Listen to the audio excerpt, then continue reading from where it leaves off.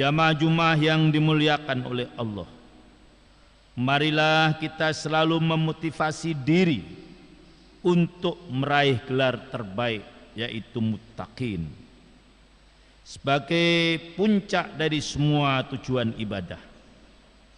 Karena dengan ketakwaan yang terus-menerus dipupuk, dirawat dan dipelihara dalam diri, keluarga, lingkungan, masyarakat, dan bangsa, insya Allah akan membuahkan kesejahteraan dan keberkahan hidup yang didambakan oleh seluruh umat manusia.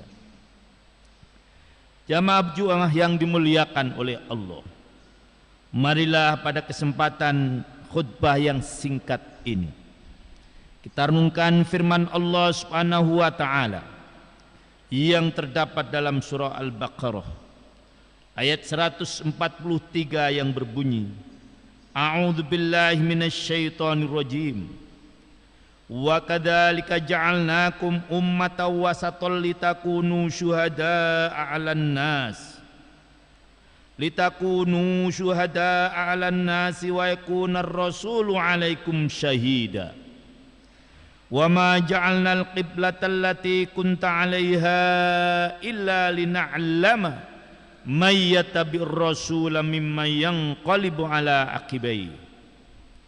Wa in kanat lakabiratan illa 'alal ladzina hadallahu wa ma kana Allahu liyudhi'a imanakum innallaha bin-nasi laraufur rahim, yang artinya kurang lebih, dan demikianlah pula kami telah menjadikan kalian umat Islam, umat pertengahan, agar kalian menjadi saksi atas perbuatan manusia, dan agar Rasul Muhammad sallallahu alaihi wasallam menjadi saksi atas perbuatan kalian. Kami tidak menjadikan kiblat yang dahulu kalian berkiblat kepadanya, melainkan agar kami mengetahui siapa yang mengikuti Rasul dan siapa yang berbalik ke belakang. Sungguh pemindahan kiblat itu sangat berat, kecuali bagi orang yang telah diberi petunjuk oleh Allah, dan Allah tidak akan menyia-nyiakan iman kalian. Sesungguhnya Allah Maha Pengasih lagi Maha Penyayang. Ayat ini merupakan rangkaian ayat yang menjelaskan tentang perpindahan kiblat, di mana selama 16 atau 17 bulan setelah Rasulullah SAW ada di Madinah, beliau berkiblat ke Baitul Maqdis. Kemudian Allah perintahkan agar beliau berkiblat ke Ka'bah Baitullah. Orang-orang Yahudi bereaksi keras dengan berbagai macam reaksi yang menohok umat Islam, khususnya Rasulullah sallallahu alaihi wasallam. Antara lain kurang lebih, kalau memang Islam itu agama yang benar, kenapa kiblat harus berbolak-balik? Terhadap reaksi inilah Allah Subhanahu wa taala menjelaskan dengan beberapa ayatnya. Jangan dipedulikan, mereka adalah orang-orang yang bodoh. Maka tanggapan-tanggapan orang bodoh tidak perlu ditanggapi. Imam At-Tabari, salah seorang mufassir salaf, memiliki definisi yang sangat menarik tentang ummatan wasaton.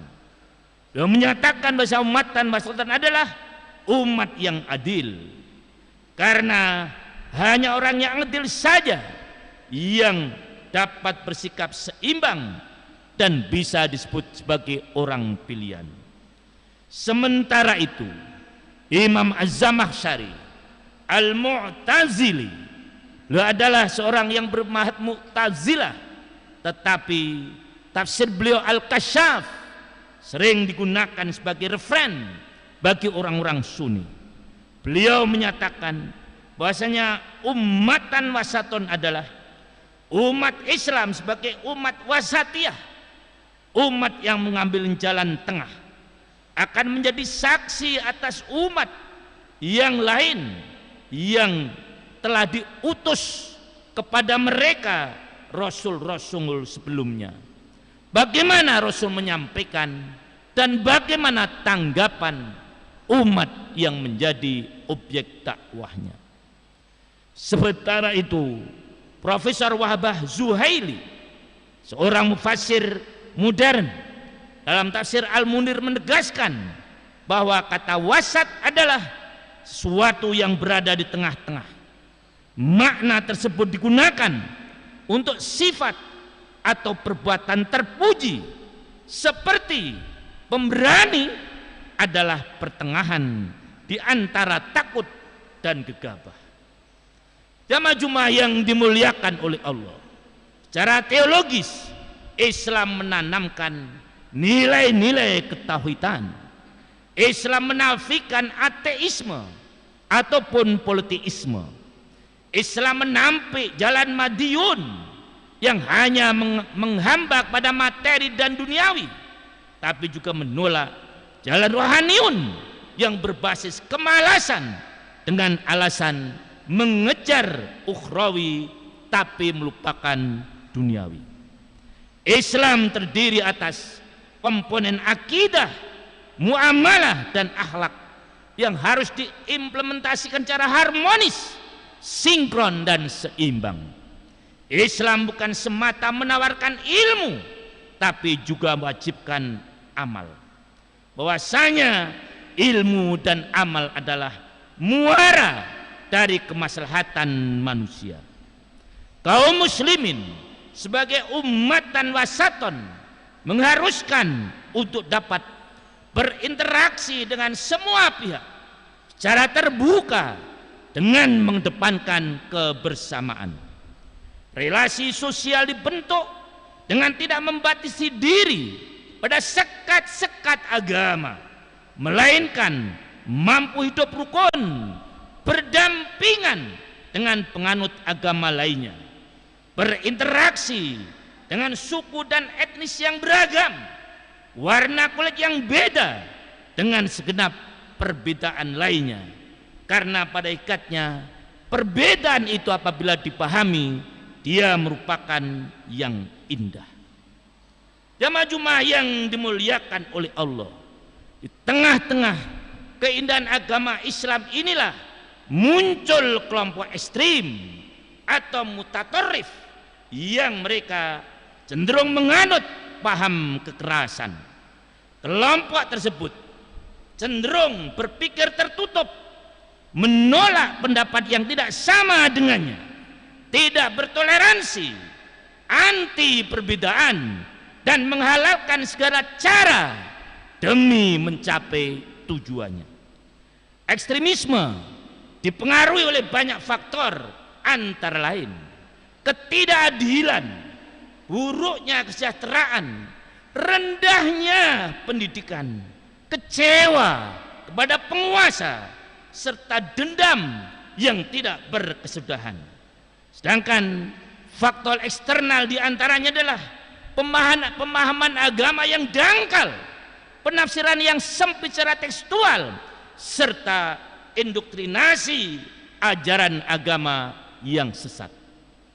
Islam sebagai agama yang berprinsip tengah-tengah sama sekali tidak mengajarkan ekstremisme, apalagi terorisme yang menebarkan cara kekerasan dan merasa diri dan kelompoknya paling benar dalam memahami agama, khususnya masalah-masalah furu'iyah.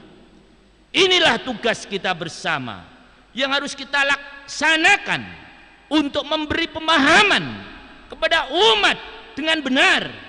Jangan sampai keliru, apalagi salah, sehingga menimbulkan paham ekstremisme dan tindakan teror.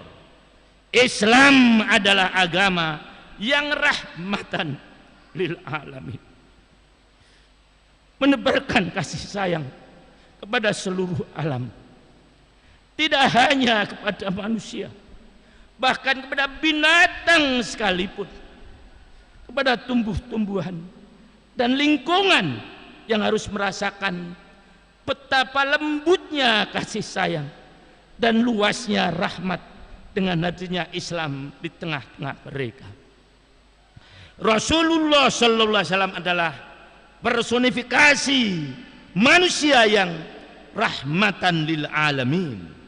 Wa ma arsalnaka illa rahmatan lil alamin. Begitu ditegaskan oleh Allah Subhanahu wa taala.